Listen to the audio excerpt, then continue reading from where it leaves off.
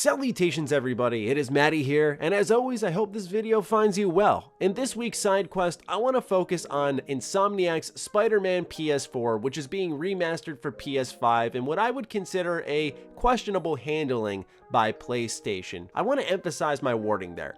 Questionable. I'm not saying it's good, and I'm not saying it's bad. As always, it's up to the consumer, but personally, I feel like this is one of those scenarios where you're fine if you buy into it, but there is an argument that it could be a lot better, and I hope this isn't a standard that is being set by PlayStation, say for a Bloodborne Remastered, because I want that sucker in 60 FPS, PlayStation, you hear that? So it certainly doesn't help that this information all dropped on the same day that Microsoft announced they are acquiring Bethesda and sort of sucked all the excitement out of the room for literally any other company for the rest of the week because it was such a monumental acquisition and a game changer, pardon the pun, in our industry. However, on that same day, it was confirmed via Polygon that Spider-Man Remastered, the improved version for PlayStation 5, will not have any sort of upgrade path from the PlayStation 4 version, a Sony representative confirmed to Polygon over email. It will also not have transferable save files from the original game. Now, depending on the actual upgrades available for remasters, I really don't hate the idea of paying for my product, especially if effort is put in by the developer. I do believe they should be compensated in all fairness for their hard work.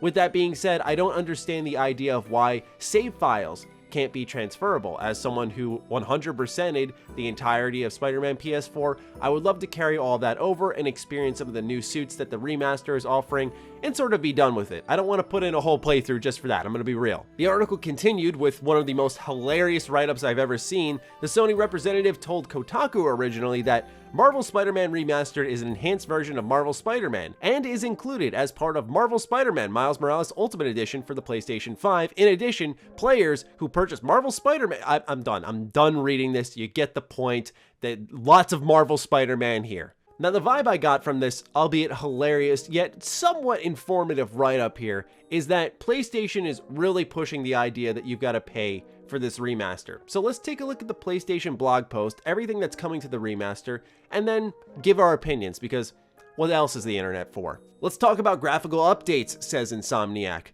The team has done the painstaking work of updating the city's environments to take advantage of the new consoles. Beyond improved models and materials, one of the biggest things we have brought to the game is ray-traced reflections and ambient shadows. We now have true reflections on the windows of buildings, and it looks stunning with our new skies and weather.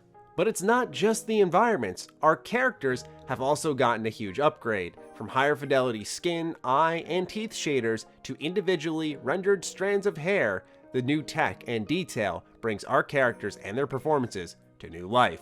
This does bring us to one of the bigger changes. In order to bring the best performances to players with our next generation Marvel's Spider-Man games, we have recast the face of Peter Parker. We loved working with John Bubniak on the original game. However, to get a better match to Peter Parker / Spider-Man actor Yuri Lowenthal facial capture, we have cast Ben Jordan to be the face model for Peter Parker on the PS5 console. He looks incredible in-game, and Yuri's moving performances take on a new life. Now, you can buy Spider-Man Miles Morales, the standard edition, for either the PS5 or the PS4 for $50. Or, if you want to go ahead and buy into the Ultimate Edition, it is $70, and with that, you will get the Spider-Man PS4 Remastered. So based off what I just read, a new face, some changed shaders on the characters, and some updated environments, is that worth $20 to you is the real question. And I'm not going to sit here and tell you whether or not it actually is. That's always up to the interpretation of the customer, as I said in the beginning of all this. I personally think it's not, especially when it comes to the face.